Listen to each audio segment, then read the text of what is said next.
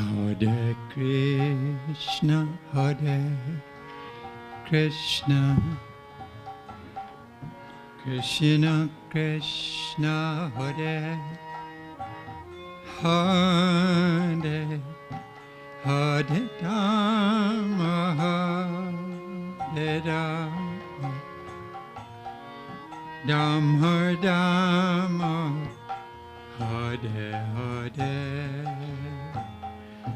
Hare Krishna, Hare Krishna, Krishna Krishna, Hare Hare, Hare Rama, Hare Rama, Rama Rama, Hare Hare, Hare Krishna, Hare Krishna, Krishna Krishna, Hare Hare, Hare Rama, Hare Rama, Rama Rama, Hare Hare, Hare Krishna, Hare Krishna, Krishna Krishna, Hare Hare, Hare Rama, Hare Rama,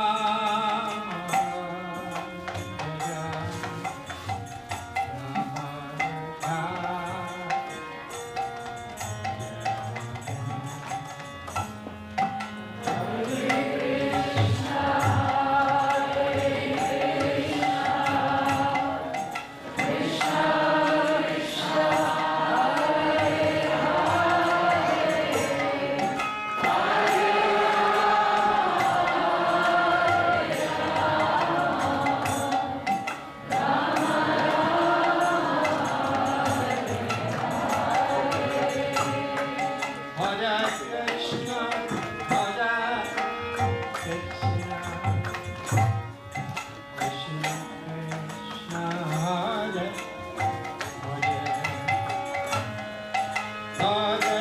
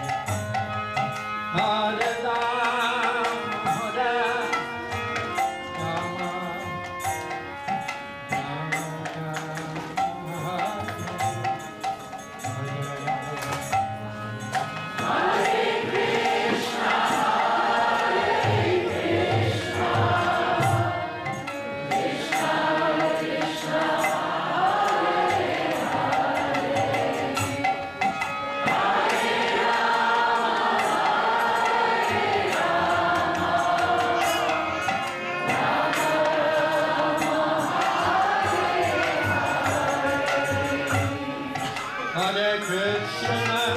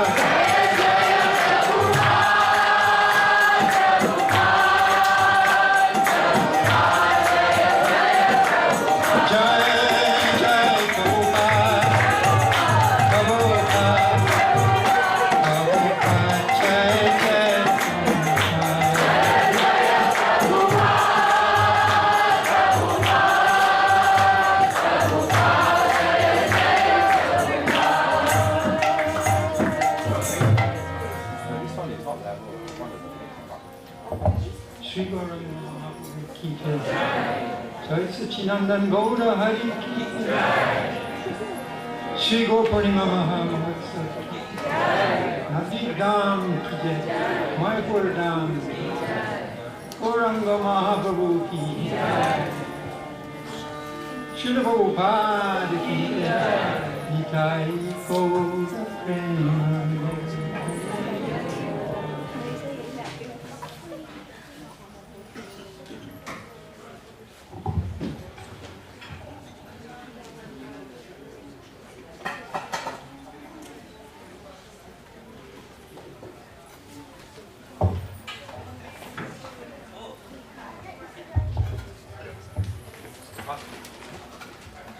Nama Om Vishnu Padaya, Krishna Prestaya Bhutale, Srimati Bhaktivedanta Swami Iti Namane, Namaste Saraswati Devi, Gauravani Pacharine, Nirvishesha Sunyavadi, Pasatya Keshatarine, Jai Shri Krishna Chaitanya, Prabhu Nityananda, Shri Advaita Gadadhar, Shri Vasadi Gaura Bhaktivedanta. Hare Krishna, Krishna Krishna, Hare Hare, Hare Rama, Rama Rama, Hare Hare.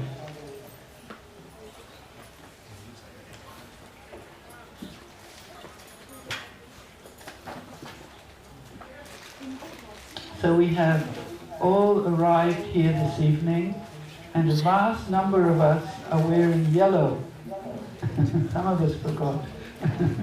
But it's so nice to see this golden hue amongst the devotees, because this reminds us of Sri Chaitanya Mahaprabhu and his auspicious appearance on this particular day.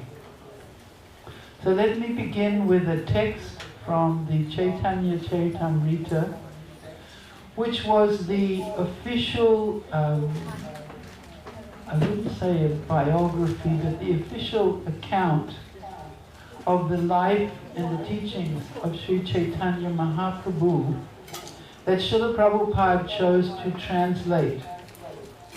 There is also another very famous work called the Chaitanya Bhagavat, which in Bengal is very, very, very popular. It's considered the most orthodox account of Chaitanya Mahaprabhu's appearance and activities. Yet Srila Prabhupada chose the Chaitanya Charitamrita to represent his teachings, to represent what one should learn in order to understand who is Sri Chaitanya Mahaprabhu. So this is a verse from the 13th chapter of the Adi Lila. Sarva Sadguna Purnam Tam Vande Valguna Purnimam Yasyam Shri Krishna Chaitanyo Bhatirna Krishna Nama Bhi. I offer my respectful obeisances unto the full moon evening in the month of Falgun, an auspicious time full of auspicious symptoms, when Lord Sri Chaitanya Mahaprabhu advented himself with the chanting of the holy name, Hare Krishna. The next verse. Hari Hari Bole Loka Harashita Han Janmila Chaitanya Prabhu Nama Jan Miyan. In jubilation, everyone was chanting the holy name of the Lord, Hari Hari. Hari Hari. Hari Hari. And Lord Chaitanya Mahaprabhu then appeared, after first causing the appearance of the holy name. Now this is very interesting to me, and I was thinking about this a lot today. Oh, let me go one more here. Considering this, Rahu, the black planet, covered the full moon, and immediately vibrations of Krishna, Krishna, Hare, Hare, Krishna, Hare, Hare, inundated the three worlds. Now the thing that I found very interesting about this is that just a few days ago, a friend came to visit and they said, I said, Gaura Purnima is coming up on Tuesday, and they said, yes, it's a graha. So all the temples will be closed. So there's nowhere to go on that day. And I thought to myself, that's very interesting, because it's true. In India, somebody even said it to me today.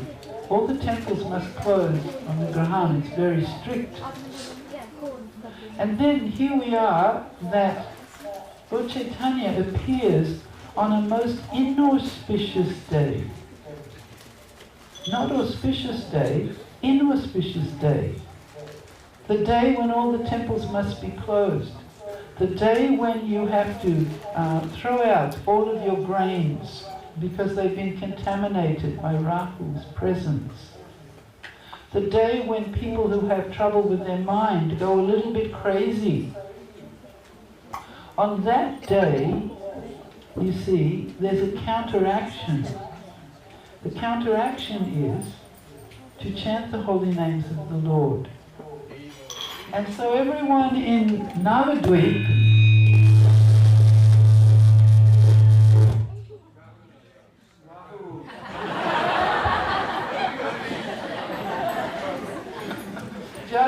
just see, trying, but we will succeed.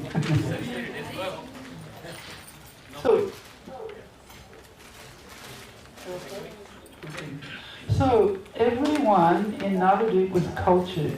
It describes in the Chaitanya Charitamrita that there were innumerable students coming from all over the place, all over India at least, and innumerable teachers teaching them, because Navadvip was a place of learning.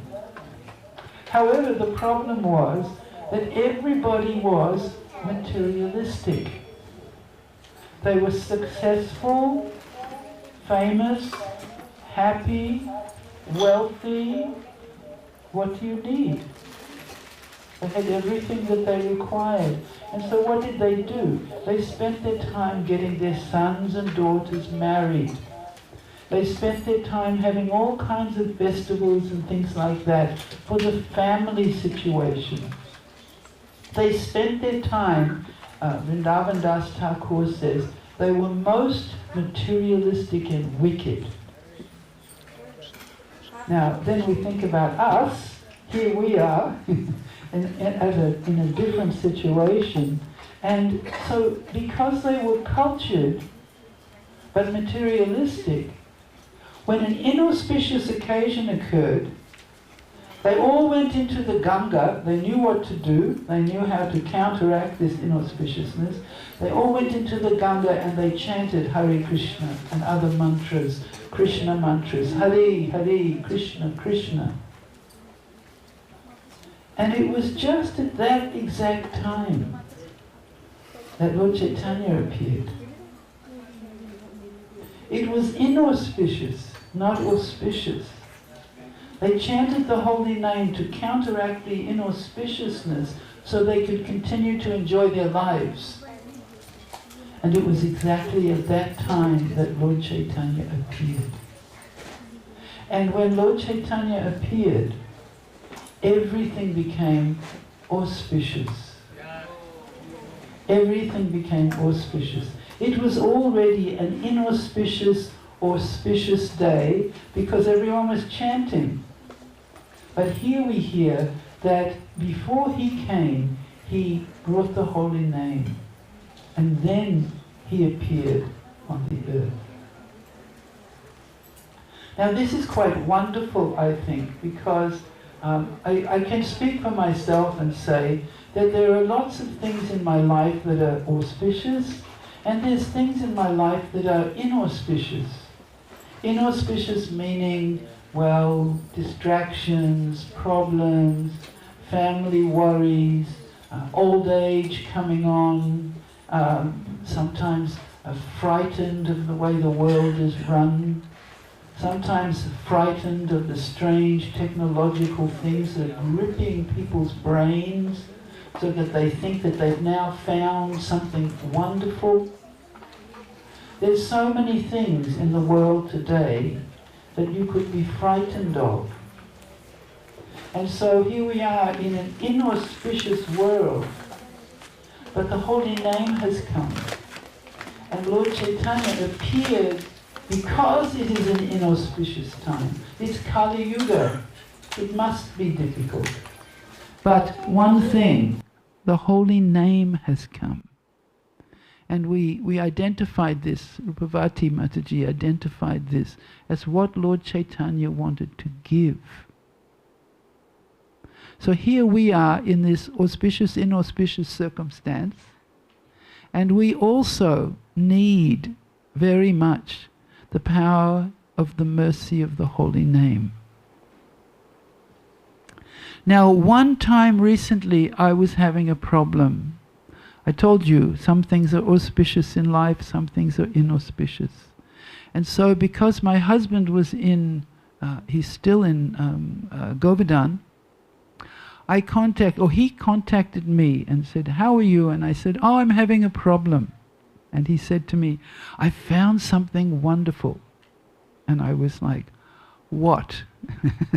You know, all the ladies know when you're having a problem, the last thing you expect is your husband has found something really wonderful.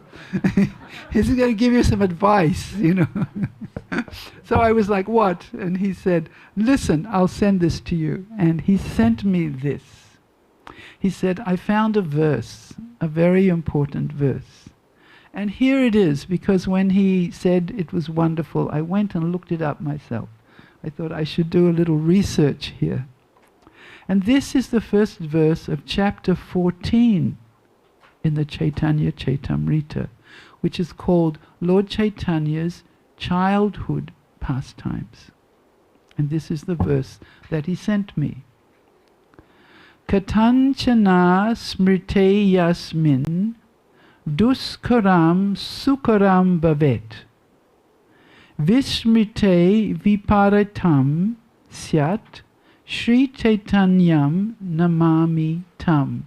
Now I'm going to ask you all to say this with me because it's such a nice verse. Let's start. Katanchana smrite yasmin duskaram sukaram bhavet vismrite viparitam syat Sri Chaitanyam namami tam. Let's say it one more time. Katanchana smrite yasmin duskaram sukaram bhavet vismrite viparitam syat Sri Chaitanyam namami tam. Now, just as Srila Prabhupada always wanted us to do, I'll go through the word for word of these words and listen very carefully, because this is very important verse. Katanchana means somehow or another. Somehow or another. Smrite means by remembering. Somehow or another by remembering. Yasmin means whom. Whom. If I remember someone, duskaram, who knows what duskaram might mean? Inauspicious. Duskaram, difficult. Things that are difficult. Things that we struggle with. So sometimes we don't like to think about the things that we struggle with. We want to think about the things that make us happy. But the things that we struggle with remain there. They remain there until we're ready to say, I need some help with that. So duskaram, difficult things. Sukaram, easy things. Easy. Bhavet, become. Vismrite, by forgetting him. Forgetting him. Vismrite. Smrite means to remember, and vismrite means to forget. Vismrite, by forgetting him. Viparitam. Viparitam means just the opposite. The opposite thing will happen. With vismrite, opposite. Syat means to become. Sri Chaitanyam, Lord Sri Chaitanya Mahaprabhu. Namami, what does namami mean? I offer my obeisances. Tam, unto him. So this is what my husband told me. He said, things that are very difficult to do become easy to execute if somehow or another one simply remembers Lord Chaitanya Mahaprabhu. Things that are very difficult to do become easy to execute if one somehow or another simply remembers Lord Chaitanya Mahaprabhu. But if one does not remember him, even easy things become very difficult. To this Lord Chaitanya Mahaprabhu, this personality, I offer my respectful obeisances. So this is the day for this, to offer our respectful obeisances to He who can make the difficulties in our life easy to manage, and if we forget Him, then even the easy things in our life become difficult. So let me continue. Oh no, let's read this together. Things that are very difficult to do become easy to execute if one somehow or other simply remembers Lord Chaitanya Mahaprabhu. But if one does not remember him, even easy things become very difficult.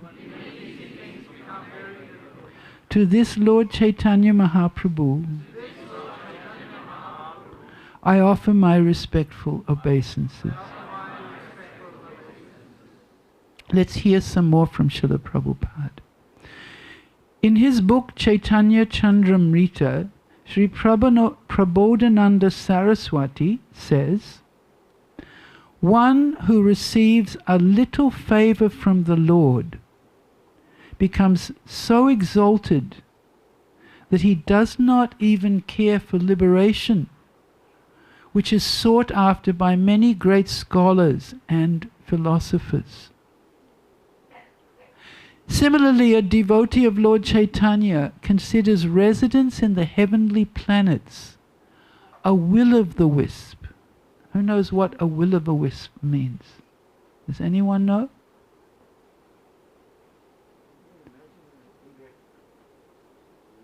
Imaginary? Nothing special, whimsical, imaginary, not important. Absolutely not important.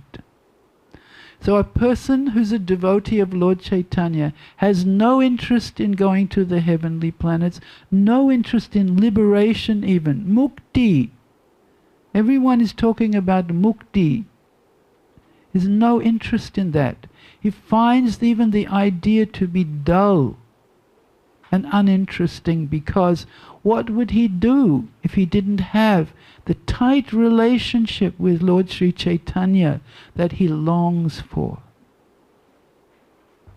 He surpasses the perfection of mystic yoga power because for him the senses, that means his eyes, his ears, his tongue, his nose, the various parts of the body, they are like snakes with broken fangs. Sometimes it's said that it's our senses that drive us away from Krishna. We see something different, we think something different, we want something to taste just for ourselves. We're not interested in pleasing Krishna, we want to please ourselves. But for one who remembers Lord Chaitanya, that becomes not very interesting for them. Gradually we will see these things in our lives if we make the effort. And even if we don't make any effort, still Lord Chaitanya has put your name on a list. He's put your name on a list, and he's waiting for you to become curious about what he wants to give. The author of the Chaitanya Chaitamrita takes shelter of Lord Chaitanya Mahaprabhu to describe the pastimes of his appearance as a child, because one cannot write such transcendental literature by mental speculation. One who writes about the Supreme Personality of Godhead must be especially favored by the Lord. Simply by academic qualification, it is not possible to write such literature. This is a very important point, because if you're the kind of person who likes to research and go online and look and see what's said about every different subject and find out this and find out that and so on and so forth, you will never be able to approach Sri Chaitanya Mahaprabhu from that method. The only way you can find him is through somebody who has already found him.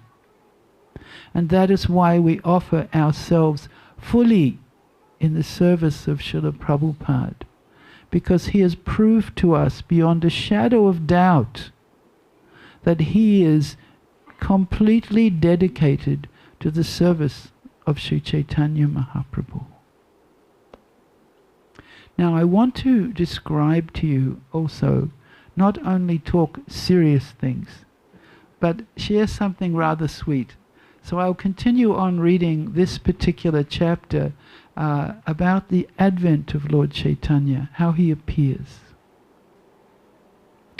So Krishna Das Kaviraj is saying, I have thus described in codes the advent of Sri Chaitanya Mahaprabhu, who appeared as the son of Mother Sachi, exactly as Krishna appeared as the son of Mother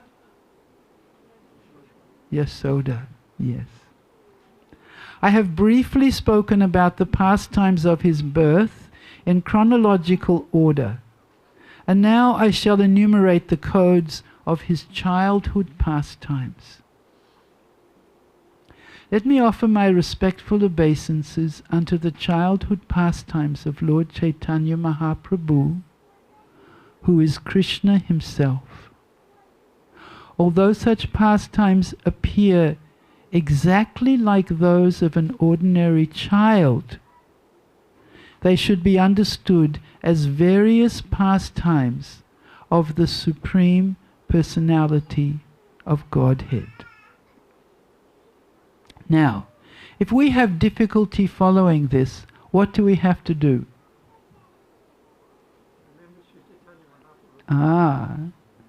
If we remember him, then this will be easy to enter into. So then, in his first childhood pastimes, the Lord turned himself upside down while lying on his bed, and thus he showed his parents the marks on his lotus feet. The word uttana is also used to mean lying down on the bed face upwards, or lying down flat on the bed. In some readings it means standing up. But the Lord in his childhood pastimes tried to catch the wall and stand up. He's trying to stand up. Just imagine he's a tiny baby and he's trying to stand up. And then he falls down. And then when he fell down, he found himself lying in the bed, and his mother and father looked at his tiny feet. At his little tiny feet. Have you seen a baby's little tiny feet? Maybe this big? And on the feet usually it's just soft, pinkish skin and some lines of some sort. But he had, when he tried to walk, in his small footprints, the specific marks of Lord Vishnu were visible. The flag, the thunderbolt, the conch shell, the disc, and the fish. Have you ever seen such markings on the feet of a baby? Anyone has seen? Yes? No? No? Nobody has seen this? Seeing all these marks, neither his father or his mother could understand whose footprints they were. They saw these footprints on the ground with these markings, and they were trying to figure, whose footprints are these? This little baby tried to stand up, fell over, got up again, walked a few steps, fell over, and these footprints are there. This is very mysterious. Jagannath Mishra said, certainly child Krishna is with the Shalagram Shila. He was worshipping the Shalagram Shila, so he's thinking, these must be somehow or another. He didn't know. What is this? He's trying to figure out, what are these footprints? Must be coming from our worship. We worship the Shalagram. The Shalagram, maybe Krishna is there and these are Krishna's footprints. So he said, taking his childhood form, perhaps Krishna is playing within this room. So while Mother Sachi and Jagannath Mishra are talking about this, this baby Nimai, he woke up and he began to cry. Now, what is more natural for a baby than to wake up and start to cry? Every baby ever has woken up and started to cry. So Sachi took the baby on her lap and allowed him to suck her breast. And while she was feeding the child from her breast, she saw on his lotus feet all the marks that had been visible on the floor of the room. She saw them. What do you think she thought? No ordinary child has markings on their feet like the markings of Lord Vishnu's lotus feet. So she called for Jagannath Mishra. And when he saw the wonderful marks on the soles of the feet of his son, he became very joyful. And he privately called for Nilambar Chakravarti. Now Nilambar Chakravarti was an astrologer, also Sachimata's relative. So he called for him secretly to come, and now he wants to look at this, and he wants to look also at his chart to find out, what is this about my son that's so extraordinary? When Nilambara Chakravarti saw those marks, he smiled and said, "Formerly I ascertained all this by astrological calculation and noted it all in writing." He had already done his chart. There are 32 bodily marks that symptomize a great personality. And I see all those marks in the body of your child. There are 32 bodily symptoms of a great personality. 5 of his bodily parts are large, 5 are fine, 7 are reddish, 6 are raised, 3 are small, 3 are broad, and 3 are grave. This baby, says Nilambar Chakravarti, has all the symptoms of Lord Narayan on his palms and soles. This baby, who had just appeared in this world with the chanting of the holy name, because it was an inauspicious day, and everyone was in the Ganga chanting, and this baby has just appeared. This baby, he said, will be able to deliver all the 3 worlds. This baby, let's go back to our first verse. Katanshana smrite yasmin duskaram, unfortunate, sukaram bhavet. Vismrite viparitam syat, Sri Chaitanyam namami tam. Things that are very difficult to do become easy to execute if one somehow or another remembers Lord Chaitanya Mahaprabhu. But if one does not remember him, even easy things become difficult. To this Lord Chaitanya Mahaprabhu, I offer my respectful obeisances. This child, says Nilambar Chakravarti, will preach the Vaishnava cult and deliver both his maternal and paternal families. I propose to perform a name-giving ceremony. We should observe a festival and call for the Brahmins, because today, this particular day, when they have seen these markings on his feet, this is a very auspicious day. In the future, this child will protect and maintain all the world. For this reason, he should be called Vishvambar, correct. After hearing these predictions, Sachimata and Jagannath Mishra, the parents of Nimai, performed the name-giving festival in great joy, inviting all the brahmanas and their wives. And after some days, the Lord began to crawl on his knees, and he caused many wonderful things to be seen. He's like an ordinary child. He's going through the processes that we all went through.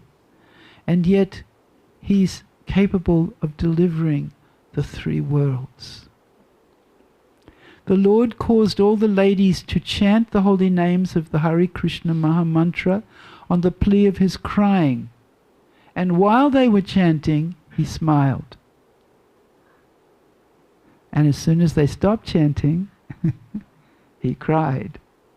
And therefore they chanted again. And in this way, he entracted all of them to simply chanting and chanting and chanting. Why? Just to please him. After some days, the Lord began to move his legs and walk. He mixed with the other children, and he exhibited all varieties of sports. And one day, while the Lord was enjoying his playful sports with the other little children, Mother Sachi brought a dish filled with fused rice, puffed rice, and sweetmeats, and asked the child to sit down and eat them. So she brought him some sweets and some rice, and she asked him, please sit down and have something to eat. But when she returned to her household duties, the child, hiding from his mother, very naughty baby boy, hiding from his mother, he started to eat dirt. He's eating dirt. Did somebody else eat dirt? It was somebody else who ate dirt. Yes. He started to eat some dirt. And then when she saw this, his mother hastily returned and said, "What is this? What is this?" And she snatched the dirt from his hands, and she inquired why he was eating it. She just bought him sweets and something tasty. And he started crying. He was crying, and he said, "Why are you angry with me? You already just gave me dirt to eat. What is my fault?" He said, rice, flat rice and sweets, or anything edible, whatever you want to eat, they're just a transformation of dirt. This is dirt, that is dirt. Please consider, what is the difference? That's dirt, this is dirt. I'm eating dirt. Why are you angry with me? Please consider, what is the difference between them? Our body is a transformation of dirt. And all the things we eat in our mouth are transformations of dirt. Please reflect on this. You are blaming me without any consideration. What can I say? So Mother Sachi is listening to this argument, astonished that the child was speaking Mayavad philosophy, the philosophy that everything is the same one, it's all one. Dirt, everything's dirt, so I can eat dirt instead of a sweet. She was astonished that the child is speaking like this. And she replied, "Who has taught you this philosophy that justifies eating dirt?" Eating dirt. Who eats dirt? What are you thinking? Replying to his idea, the idea of the child philosopher, Mother Sachi said, "My dear boy, if we eat earth transformed into grains, our body is nourished and it becomes strong. But if we eat dirt in its crude state, as dirt, the body becomes diseased instead of nourished and it's destroyed. In a water pot, a clay pot, it is a transformation of dirt. But in a water pot, what can I do? In a water pot, what can I do? I can bring water, I can store water, I can carry grains, I can carry things in the water pot, which is made only of earth.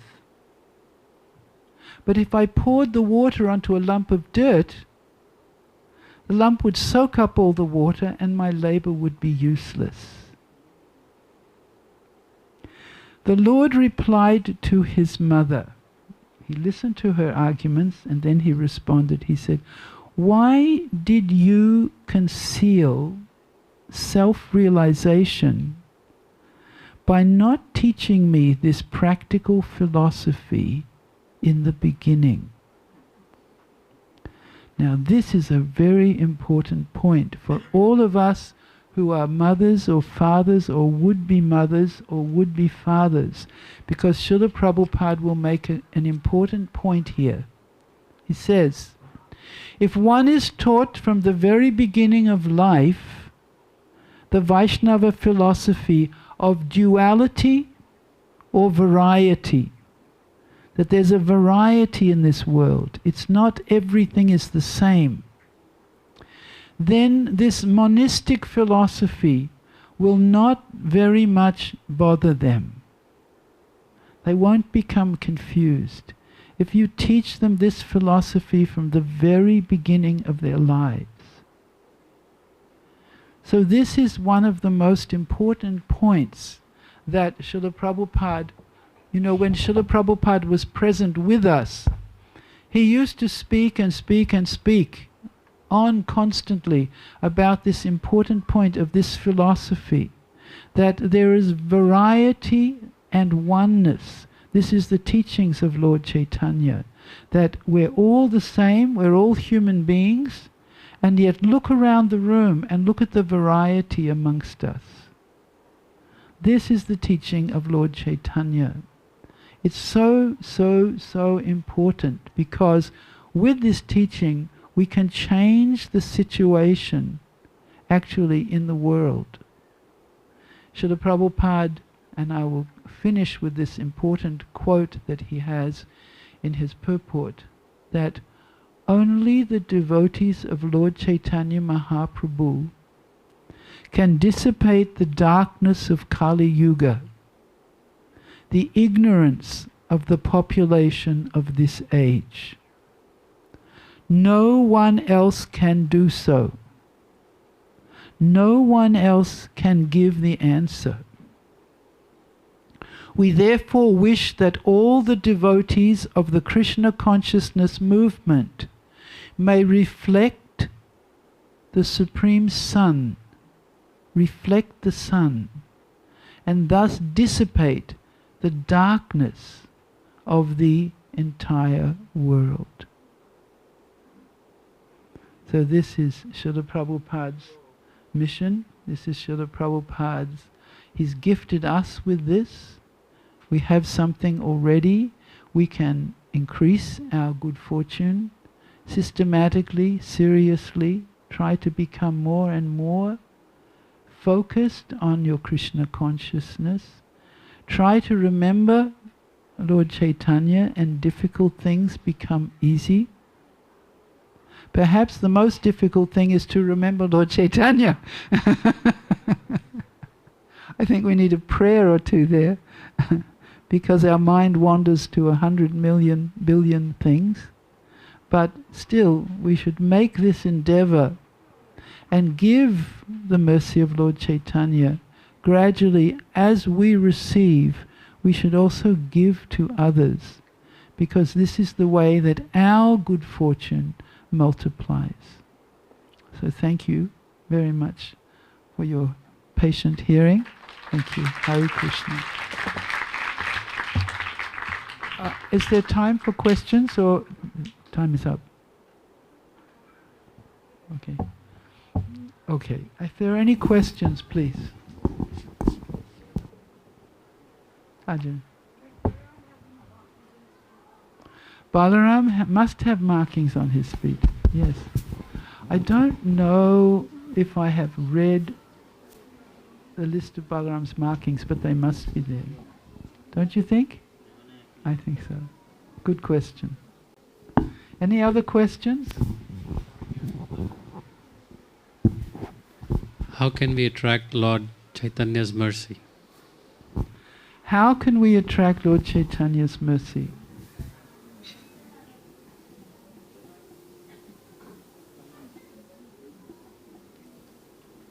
How do you attract the attention of a person? By doing what they like. Calling out to them, you can attract them. You call them and they hear you. By doing what they like. Anything else? Glorifying them.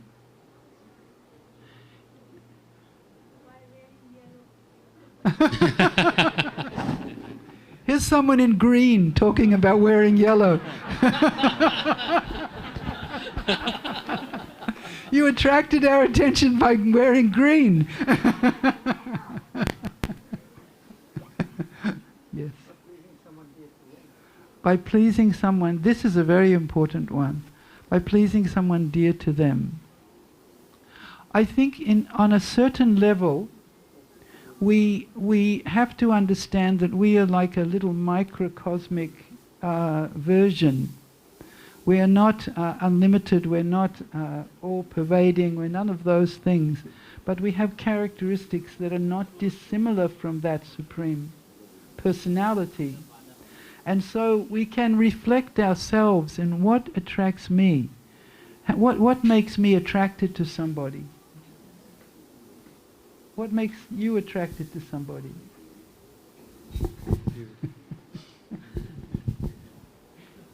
They cook nice. What was that? If they cook nicely. They cook nicely. There we go. So we're getting our list together. Why do you So, say? That's why I'm with you. with the nicest cook.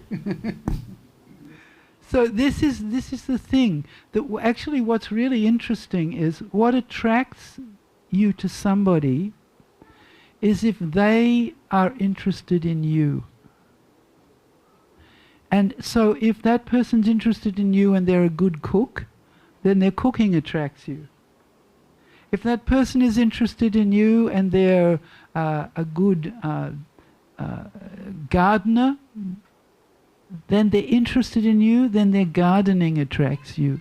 Whatever it is that they're doing attracts you if they're interested in you. And if they're not interested in you, you know, you can hear on the internet of some famous person who did this thing, that thing, this thing. And you go, oh, that's interesting, but they don't attract you deeply unless they're interested in you. So I think that has to be a starting point.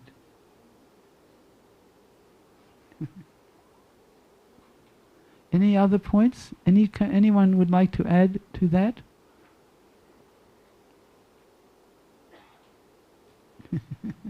Wearing yellow.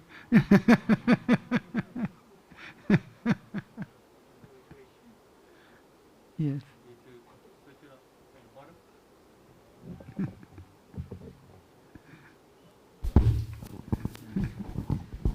I have a question. Some scholars in our Sampradaya think that Gauranga Mahaprabhu himself never gave direct diksha initiation to anyone. Is there any explanation why he acted in such a way?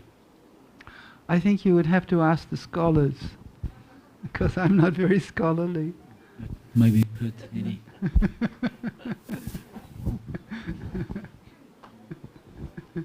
Anyone else?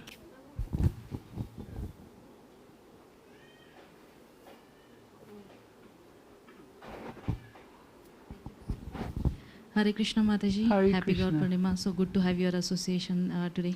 Thank Mataji, you, thank you Purnima. for the wonderful class. Mataji, you mentioned about the dirt pastime. Yes. So I'm not quite clear about I understand the conversation between Sachi Mata and Mahaprabhu Yes. about the dirt pastime, and then Yes. Sachi Mata inform what is the importance, like what is the purpose of the dirt and then Yes. the pot actual. Yes. But I didn't understand like the background of the story. How did Mahaprabhu came up to that thought? He was very naughty, but he was also teaching. From the very beginning he was teaching. Because as we heard, he was capable of delivering the whole world. So one of the most dangerous things for the world is this Mayavad philosophy, because the Mayavad philosophy says that there really isn't any transcendental variegatedness. That means all the differences in the world, they're all Maya, that's just illusion, and that the ultimate reality is characterless, it's void, it's simply, you could say, energy. And so that philosophy, as soon as that philosophy enters into our consciousness, then it's very difficult to do bhakti, because bhakti is an eternal exchange of reciprocation. So Lord Chaitanya is teaching from very early, like as a baby, in a playful, sweet way, that earth, he's saying, everything's earth, so why don't I just eat the earth?